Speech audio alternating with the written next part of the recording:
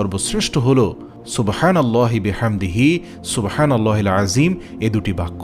সুবহানাল্লাহ। রাসূল সাল্লাল্লাহু আলাইহি সাল্লাম আরও বলেছেন, তোমাদের সব দিন অপেক্ষা জুমার দিনটাই হলো শ্রেষ্ঠ। এতে হযরত আদম আলাইহিস সালামকে সৃষ্টি করা হয়েছে, এই দিনে তার মৃত্যু হয়েছে, এবং এতে বিশ্ব ধ্বংসের জন্য সিংহায় ফুঁক দেওয়া হবে, এবং এই দিনেই সবাইকে পুনরুজ্জীবিত করা হবে দ্বিতীয়বারের জন্য। এই দিন তোমরা আমার প্রতি অর্থাৎ রাসূল সাল্লাল্লাহু আলাইহি সাল্লামের প্রতি বেশি বেশি দুরূদ পাঠ করো, আর তোমাদের দৌলত নিশ্চয়ই আমার কাছে উপস্থিত করা হবে।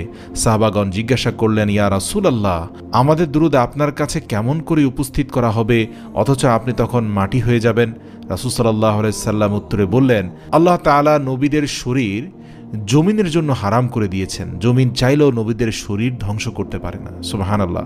যে ব্যক্তি জুমার দিন আসরের নামাজের পর এই দুরূদ পড়বে, আল্লাহুম্মা সাল্লি আলা মুহাম্মাদিন নবিয়্যিল উম্মি ওয়া আলিহি ওয়া সাল্লাম, আল্লাহুম্মা সাল্লি আলা